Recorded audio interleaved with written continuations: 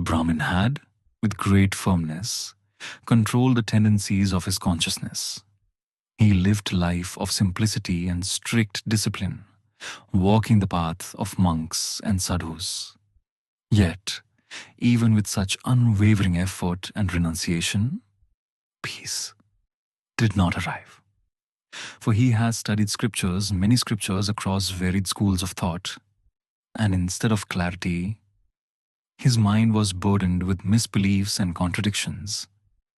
Despite sincere striving to regulate the fluctuations of his mind between purity, action, and inertia, the serenity of the self, that conscious stillness within, remained distant and elusive.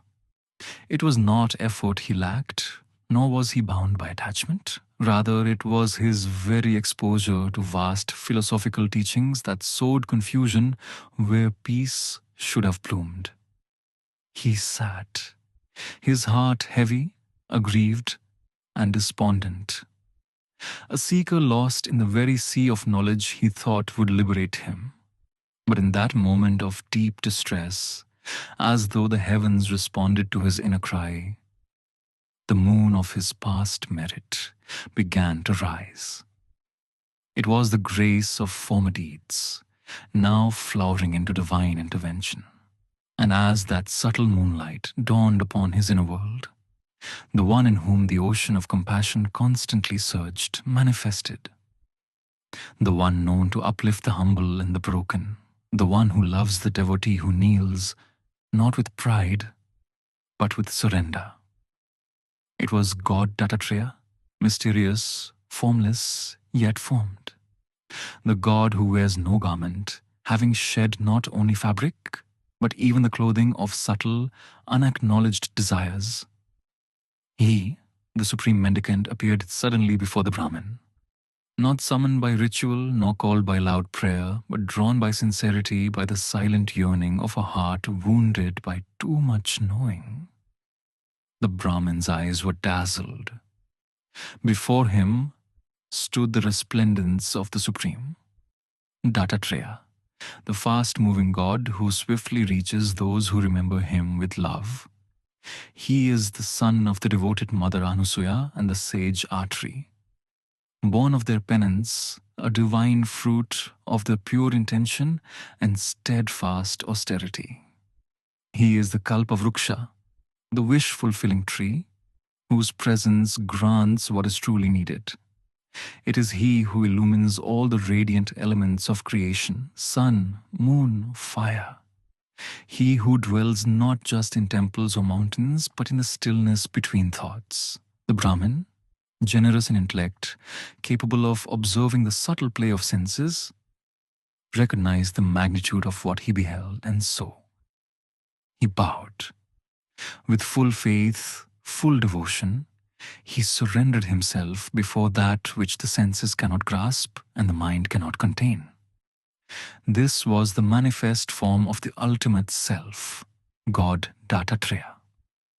Though he appeared in form, he was non-distinct from the Brahman, infinite, infallible, omniscient. He, who is the source of even the gods, of Brahma, of Vishnu, of Shiva. He, who is the primal Guru. He, whose knowledge is not learned but eternal. Though beyond all attributes and causes he had assumed this form, for the devotee, and before such a presence, the Brahmin bowed again. Compassionate and all-knowing, God Dattatreya, the best among yogis, turned his gaze to the sorrowful seeker, and he spoke, his voice not heard by ears but by the soul. O seeker, why do you tremble in sorrow? Why does your mind sink in this sadness? This kind of despondency clouds true discrimination. It breaks the patience of the spirit. It is not fitting for one such as you. Tell me, what troubles you so? These words, though simple, were soaked in divine love. They reached deep into the Brahmin's heart, stirring a sacred recognition. He now understood this was the Guru of all. This was the one his soul had long sought across lifetimes of striving. And in the silent space of that realization, the Brahmin reflected. He had turned away from worldliness, not out of bitterness, but with the wisdom that it leads only to suffering. He had accepted the Vedic conclusion that the renunciate is protected from worldly misfortunes. And so, with desire for liberation, he took up the required means: study, discipline, contemplation. Yet, instead of light, he found only a vast ocean, a sea of scriptures, each offering a different direction. A single statement in the Shruti proclaims, the enlightened, while still living, attain liberation. But in seeking to understand this truth through various doctrines, he only found sorrow. The very tools meant to lead him across the ocean had become waves that pulled him further from the shore. His misbeliefs began to multiply, and he wondered, where had he gone wrong? He spoke inwardly of the philosophies he had studied. Among them, the Nyaya system of sage Gautama, the philosopher of logic. There, he had read of 16 categories: the object of knowledge, doubt, purpose, example, premise, method, conclusion, argument, and even the techniques to refute others' views and establish one's own. But what began as noble inquiry soon became entanglement.